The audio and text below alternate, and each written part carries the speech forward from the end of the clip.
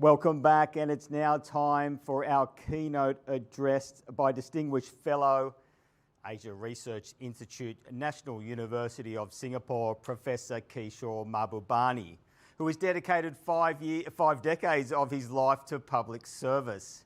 In his 33 years as a Singapore diplomat, Professor Mahbubani took on many challenging assignments, serving, for example, in Phnom Penh, Cambodia during the 1973-74 war.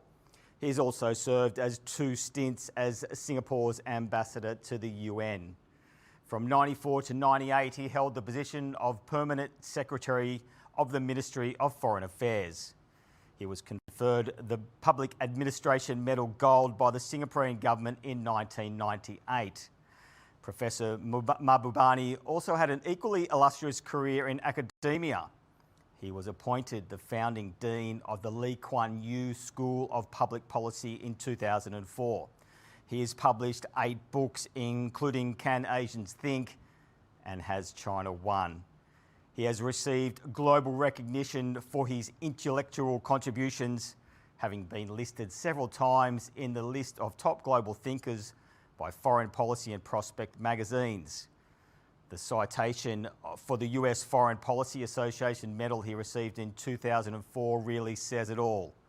A gifted diplomat, a student of history and philosophy, a provocative writer and an intuitive thinker.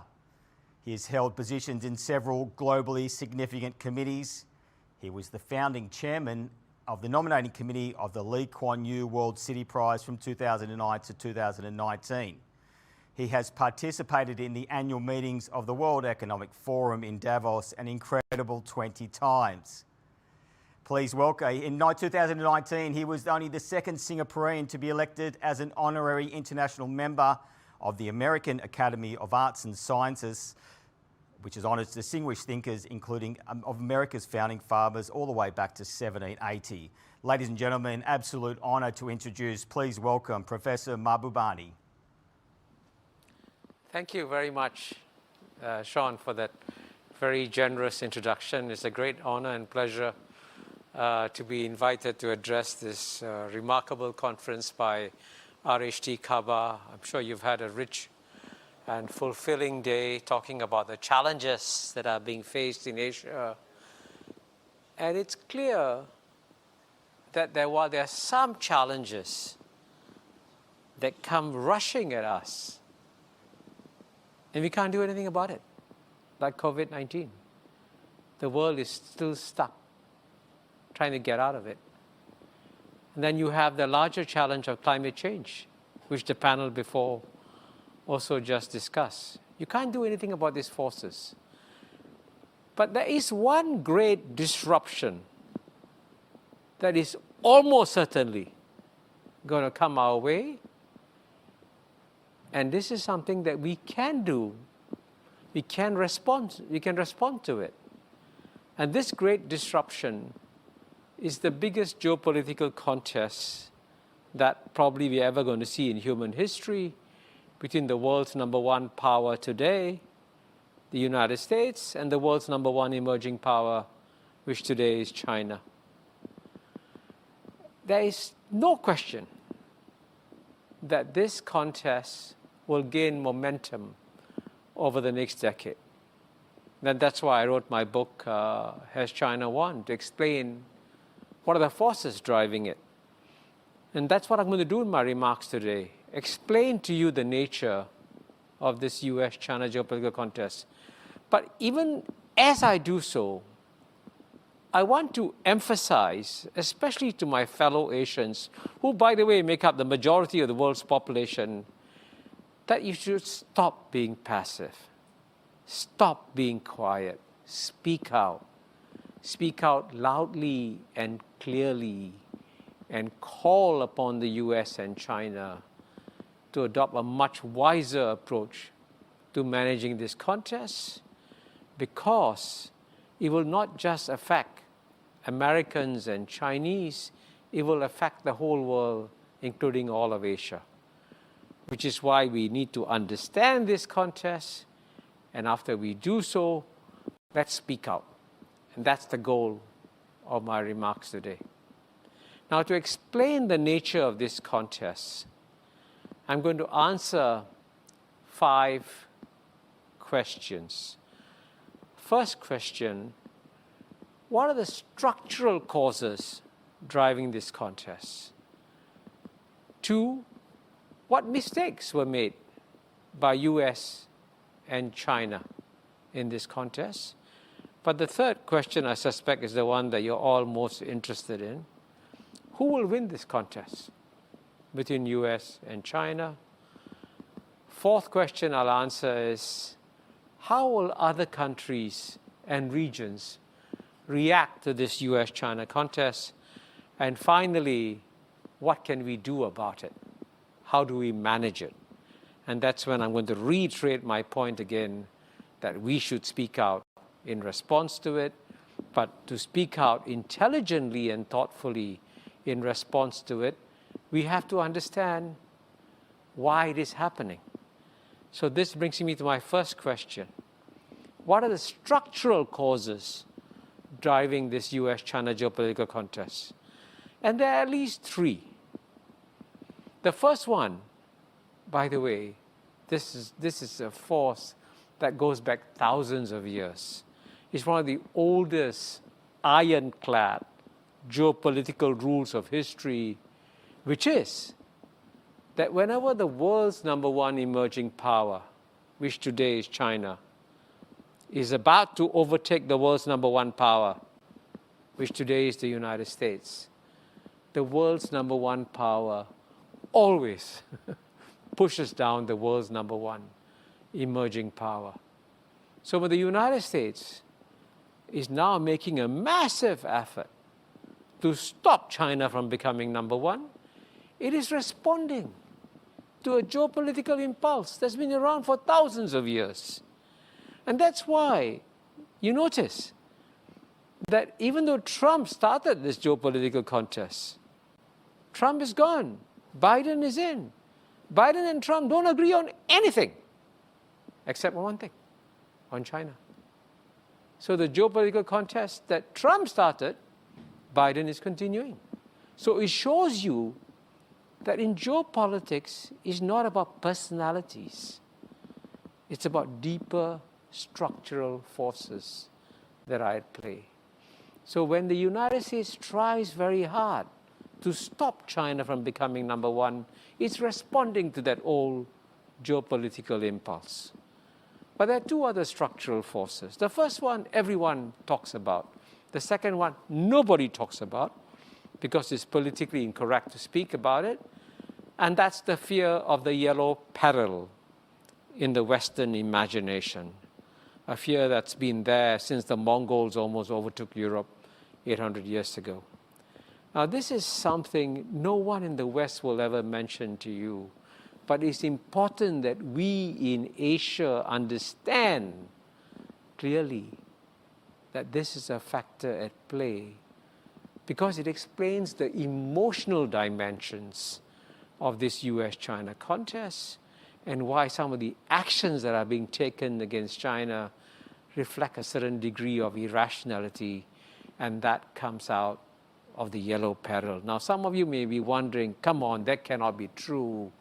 Surely great countries are not driven by such raw emotions, such as the fear of the yellow peril. Let me just remind you that 130 years ago, the United States Congress passed a piece of legislation called the Chinese Racial Exclusion Act. That alone provides you proof that the yellow peril is real and we have to deal with it. And the third structural force that's driving this contest is a somewhat unusual bipartisan consensus in the United States that China has disappointed the United States. How has China disappointed the United States? Many Americans genuinely, sincerely, I must say, believed that when United States opened up China's economy, subsequently, China's political system would also open up consequently, and China would then become a liberal democracy like the United States of America, and two liberal democracies, China and the US, could live happily ever after. Now, this may seem to you like a fairy tale. It's not a fairy tale. I can tell you that one of the top advisors to President Biden today, a friend of mine, Kurt Campbell, actually published an essay in the magazine Foreign Affairs explaining that that was what America expected China to become. But China clearly is not going to become a liberal democracy soon. And for those Americans who are so disappointed by this, I often say, as politely as possible, why is it that a young state like the United States, which is less than 250 years old, with 1/4 the population of China, how can this young country like the United States believe that it can transform a 4,000-year civilization with 4 times the population? Now that's an example of a completely unrealistic assumption in American minds, and which is exactly why we need Asians to speak out and tell Americans a basic fact. China will be China. China will evolve and develop on the basis of its long history, traditions, and culture. America should give up any illusion that it can transform China. But you can see that these are the structural forces that are driving this contest. But they've also been aggravated, and this is my second question I'm going to address. What are the mistakes that were made? And I must emphasize that both sides have made mistakes in this contest. In the case of China, the mistakes are very clear. China alienated the American business community, and that alienation was very unfortunate because for decades, in the 1990s and 2000s, it was the American business community that would always say, stop, stop, whenever the United States government wanted to take actions against China, because they say, hey, don't spoil my biggest market in China. But as you know, when Trump launched his trade war in 2017, 2018, the American business community kept absolutely quiet. And they were obviously upset, aggravated by the fact that they felt that they had lost intellectual property in China, that there was an insistence on transfer of technology from American to Chinese firms, there wasn't a level playing field. All these complaints, by the way, are well known. You can find them on the websites of the US Chambers of Commerce in Shanghai and Beijing. So that was a mistake that the Chinese made. But the mistake that was made by the United States was in some ways a more fundamental one, because the United States decided, this is actually quite shocking, decided to launch a geopolitical contest against China without working out a strategy. Now, you know, when you consider that the United States has the best strategic think tanks in the world, the best universities in the world, the best known strategic thinkers in the world, how can it not have a strategy? But it doesn't. And this was confirmed to me by the greatest living strategic thinker today, Dr. Henry Kissinger, when I had a one-on-one lunch with him in March 2018, when I was doing research for my book, Has China Won? And I actually got his permission to say in the book that the United States doesn't have a strategy. And this actually comes through when I also now answer the third question, who will win? And here let me add a simple point. I think I'm basically addressing an Asian audience. If I was addressing a group of a few hundred Americans and I asked them a simple question, who will win this contest between US and China, they would look at me with total bewilderment. Of course America will win. America has won every geopolitical contest it engaged in for the last 130 years. It defeated Germany in World War I, defeated Japan and Germany in World War II, saw off the Japanese economic challenge. and as you know, won this mighty victory against the Soviet Union in the Cold War without firing a shot directly at the Soviet Union. So, the United States only wins. It cannot lose. In fact, Americans cannot even conceive of the possibility of losing. And here, for all those of us, and I consider myself in many ways a friend of America, we should actually try to help our American friends understand that they should consider the possibility of losing. And why is that so? And here too, the answer is very complicated. I'm truly sorry I can only give you a brief sense of it, but I hope you'll read more of it when you pick up my book. The Americans cannot conceive of the possibility of losing because they see this very simply and very clearly as a contest between a vibrant democracy in America and a rigid Communist Party system in China. And say, hey, democracies always defeat Communist Party systems. And that's what you saw in the Cold War. The United States handsomely defeated the Soviet Communist Party. So what's the big deal? Another Communist Party? Surely the American democracy will defeat it. And to some extent, actually, I'm sympathetic to that argument. If this was actually genuinely a contest within a democracy in the United States and a rigid Communist Party system in China, yes, a democracy can win. But if you do a deeper analysis of the state of the American society and the state of Chinese society, a very different picture emerges. So the United States functionally today has gone from being a democracy towards becoming a plutocracy. What is a plutocracy? As you know, democracy is the government of the people, by the people, for the people. A plutocracy is the government of the 1%, by the 1%, for the 1% on top. But I want to emphasize, I'm not the one who says this. The late Paul Volcker, the greatest head of the Fed the United States had, used to tell me, he was a friend of mine, the US has become a plutocracy. The Nobel laureate Joseph Stiglitz has written a book documenting how US has become a plutocracy. Martin Wolf, the chief economics commentator of Financial Times, has said the US is a plutocracy. And the evidence is there, right? United States is the only major developed country where the average income of the bottom 50% hasn't gone up in 30 years. So as another Nobel laureate said, there's a sea of despair among the American working classes.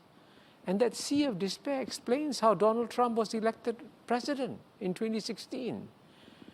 And what's even more frightening, Donald Trump may come back in 2024 unless America takes care of the sea of despair among the white working classes. So American democracy is facing serious internal challenges. And that's why it's so unwise when you're facing so many internal challenges to now take on a major geopolitical contest against China, which, by the way, has gone in the opposite direction. Because in China today has transformed itself, right? And today China is functionally the world's largest meritocracy. What is a meritocracy?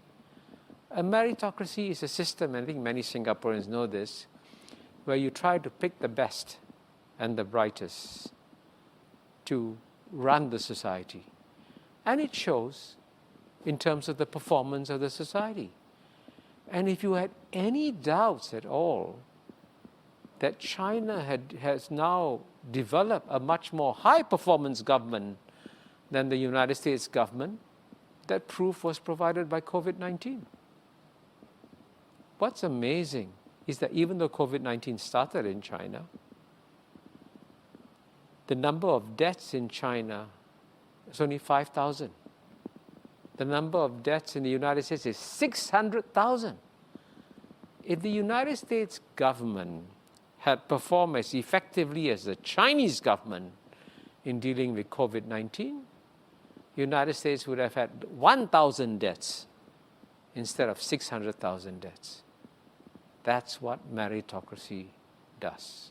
It also saves lives and also delivers a high-performing economy that is likely to become number one.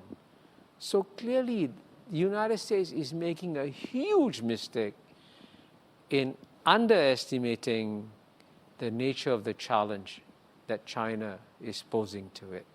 And so therefore we, as friends of the United States, should say, hey, why don't you step back, work out a comprehensive long-term strategy before you launch this contest. Wait, and press the pause button, because that will be good for you. And fortunately, at least in private, that's the message that most countries are sending. Because in response to my fourth question, how are other countries choosing? And if the Americans are sensitive enough and attentive enough, they will notice that unlike in the first Cold War, when so many countries enthusiastically supported the United States against the Soviet Union. So you had the Europeans supporting United States, you had Japan, South Korea supporting United States. You even had major third world countries like Egypt, like Pakistan, like Indonesia, supporting United States in the Cold War against the Soviet Union. But by contrast today, I cannot think of a single government that has the same degree of enthusiasm in terms of supporting this new contest that the United States has launched against China. And that is certainly true in our ASEAN region.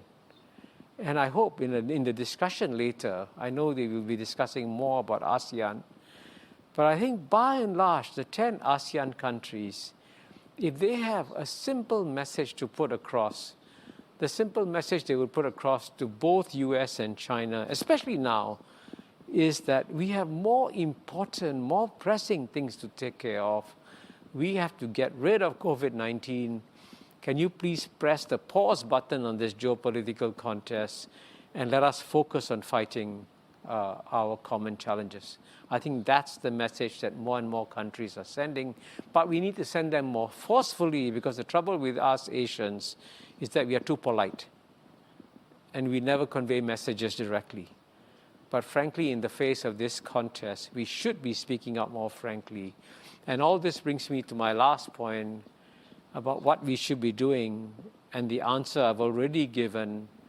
We should all speak out together in a relatively united fashion and explain to both Washington, D.C. and Beijing that at a time when the world has to deal with COVID-19, at a time when the world has to deal with climate change, at a time when we are struggling to get our economies back up and running, what the United States and China should do, therefore, is to press the pause button on the contest.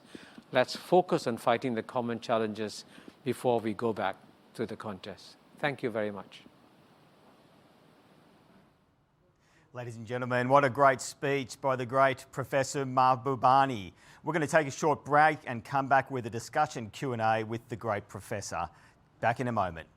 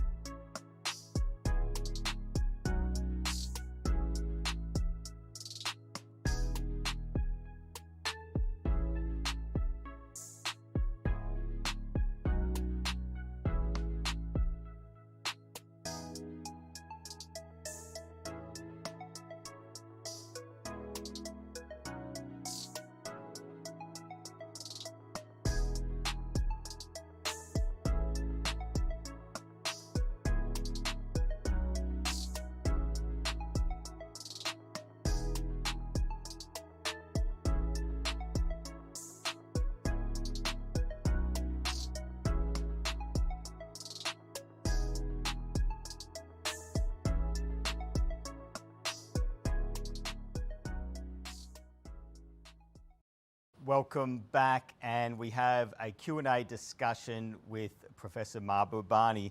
Now, you mentioned the bottom 50% in the US and the standard of living, and proponents of the sort of the integration of the ASEAN would say things like it would be the third biggest population centre and the 5 biggest economy in the world. But how, as a group, is ASEAN looking after its bottom 50%? Well, I think until the recent crisis, the COVID-19 crisis, the ASEAN countries were actually doing very well and growing very significantly. And let me give you one statistic that illustrates how well ASEAN has done. In the year 2000, I mean, you always knew that Japan is a super economy, right? Yep. Japan's economy in the year 2000 was 8 times the size of ASEAN's economy, much bigger. But by 2020, Japan's economy was only 1.5 times larger. And by 2030, Japan's economy will be smaller than ASEAN's. That's amazing, to go from being 8 times larger in the year 2000 to becoming smaller than ASEAN's in the year 2030. That's an example of the tremendous growth that the ASEAN countries have been enjoying. And in the process, of course, there has been massive poverty reduction also. As you mentioned, among the bottom 50% in the ASEAN countries. And in fact, if you take, for example, just the latest country to join the economic development in Southeast Asia, Vietnam, the former president of the World Bank, Mr. Kim, always used to say that Vietnam's record in poverty reduction is one of the best in the world. You know, so that's an example of an ASEAN success story. So overall, I would say until COVID-19 came along, ASEAN was doing a good job, but COVID-19 clearly has hit the poor in ASEAN very badly, which is also another argument that we should send to both Washington, D.C. and Beijing and tell them, in this geopolitical contest that you're fighting among the two of you, you're also going to disrupt the lives of other people, especially disrupt the lives of poor people in Southeast Asia. And that's actually a strong moral argument that we can put across to US and China to be more responsible in the way that they're managing their relationship. It goes on to my next question a little bit, and you've kind of answered it there. I mean, it's been 10 years since the Obama administration, and there's a bit of a view that the US approach to Asia continues to be heavy on rhetoric, but a bit light on substance. And meanwhile, China is, doing a lot of infrastructure across the region and getting some good outcomes. Do you think the Biden administration, which is, fairly new, will be any different to its predecessors? Well, I mean, I think we in Southeast Asia should celebrate and jump for joy that Joe Biden was elected president, because 4 more years of Trump would have been incredibly disruptive. And indeed, I have an article coming out, hopefully in the Straits Times, saying that Donald Trump, in the last 10 months, his administration behaved very recklessly and actually could have started a nuclear war. So that's an example of why we should be grateful that Joe Biden was elected president. And I've met some of the people in his administration. They're very sober, sensible, rational people, and we should welcome that. But at the same time, the hands of the Biden administration are also tied. They, for example, they cannot lift the trade tariffs and sanctions that Trump put on China, even though they're harming the American people and not harming the Chinese people at all, right? That's an example of how the hands are tied. And when it comes to Southeast Asia, what the United States has to understand that the nature of the game in East Asia is all economic and not military. So while the Biden administration has been trying to step up the military presence in East Asia, what's more important is the economic presence. And just to give you one example, how to illustrate how things have changed. Again, going back to the year 2000, right? In 2000, United States trade with ASEAN was $135 billion. And China's trade was only $40 billion. It means less than 1/3 that of United States. But you fast forward to 2020, 20 years later, United States trade has grown from 135 billion to 300 billion, an increase of 2.5 times. But China's trade with ASEAN had grown from $40 billion to $600 billion, 15 times. Amazing. So, you know, that's the nature of the game. And of course, Obama understood it, since you mentioned Obama. And Obama proposed the Trans-Pacific Partnership to try and anchor the presence of the United States here in East Asia. And all of us here welcomed the Trans-Pacific Partnership, negotiated it in a hurry and agreed to it. And then, of course, Trump withdrew from it.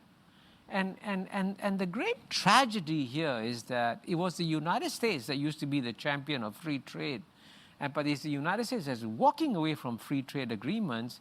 And China, which was opposed to free trade in the past, now is signing free trade agreements left, right, and center.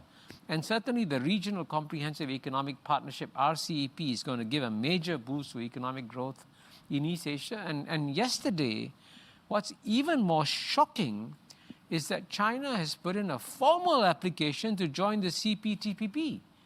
And this is amazing. The goal of the TPP was to anchor the United States' presence in East Asia. Instead, it is China that is going to join the TPP, successor to the TPP, and United States can't come back. And therefore, it's very important, for those of us who are friends of the United States, to tell the United States, the game here is economic, not military. You're making a huge mistake by thinking that the contest is going to be a military one. Wow, those figures are amazing. And for ASEAN growing with that 600 billion, how do we then look to emerging like super economies like, say, India? Where do we position ourselves with India?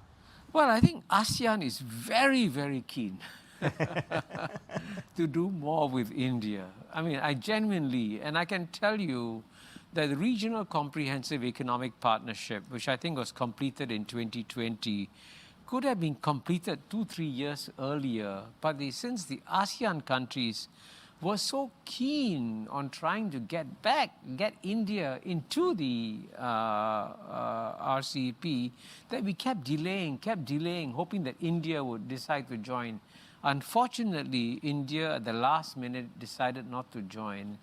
And I think when the history of India is written, it will show that one of the biggest geopolitical mistakes India made was to not join the Regional Comprehensive Economic Partnership. Because Indian leaders have always said, we must look east, we must act east and integrate with East Asia. But when you have a chance to join the RCEP, India didn't join. But nonetheless, the door remains open for India to join RCEP. And I hope that ASEAN will continue to try to persuade India to come into RCEP, because that's the best way for India to succeed. And of course, this means certainly that there'll be creative destruction in the Indian economy when you join a free trade agreement. But that, I gave a 1-hour-long speech in honor of a former Indian president, Narayanan.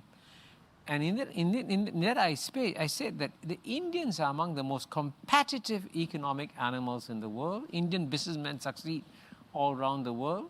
the Indian government is making a huge mistake in carrying on with protectionist policies when India should be the first to open up its economy to foreign competition. I want to shift the focus now a little bit to Myanmar. Now, we already have a fairly political diverse systems in the ASEAN district. No one would argue that.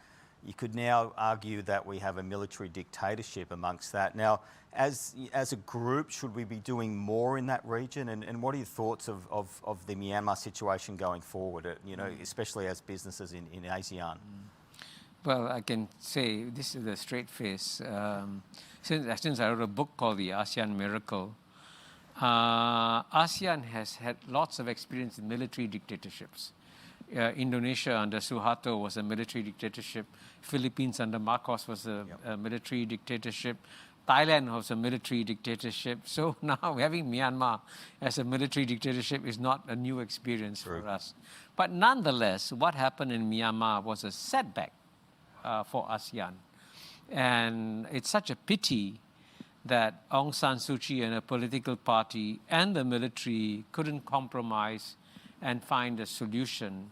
And I would say in this regard, the sad part here is that both sides are in some ways responsible for the collapse in consensus, because I believe that if Aung San Suu Kyi and her political party had been a bit more flexible, and if the military had been a bit more flexible, they could have arrived at some kind of a compromise.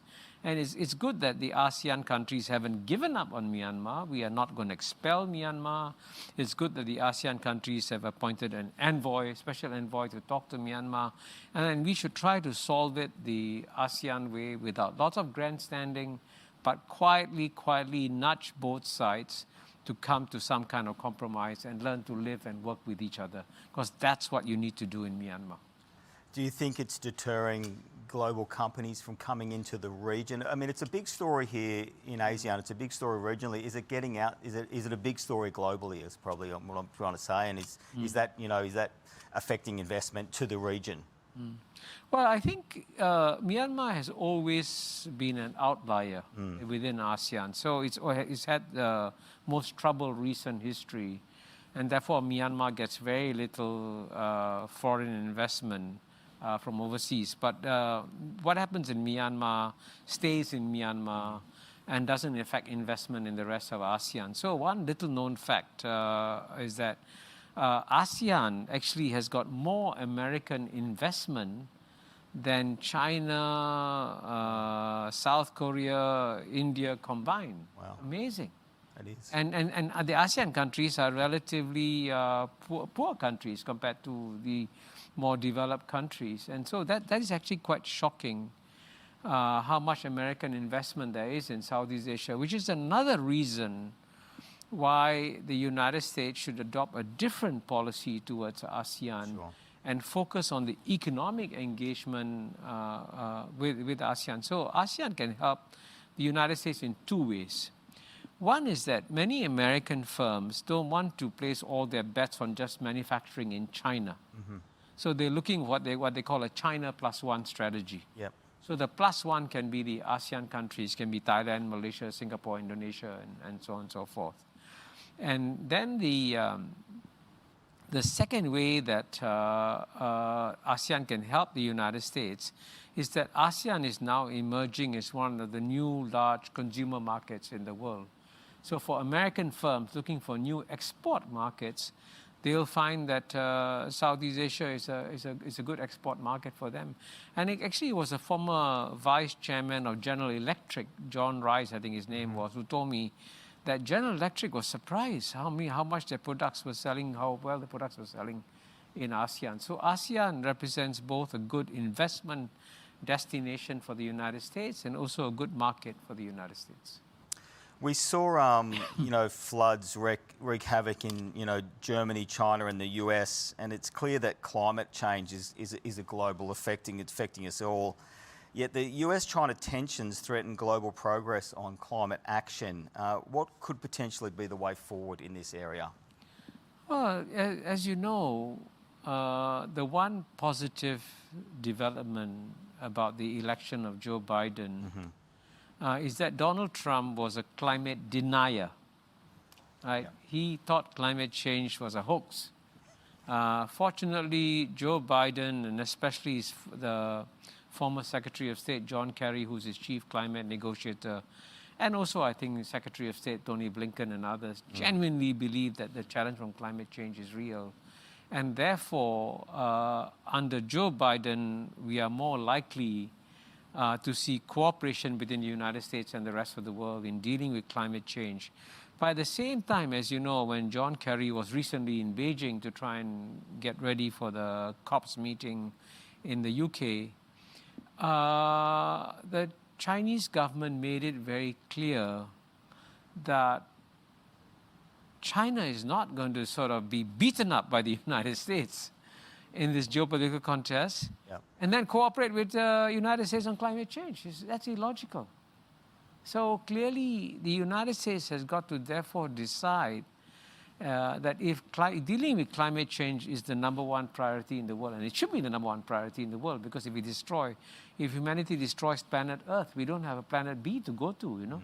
So climate change should be the number one priority. So therefore, the United States should therefore, in many ways, heed the advice of Asians, press the pause button on the geopolitical contest, focus on fighting COVID-19, focus on fighting climate change, and then you can go back to the geopolitical contest maybe in future.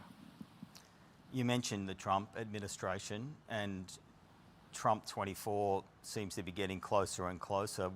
Do you think he's a chance of getting re-election? Should we be thinking that far ahead? And what are your thoughts on that?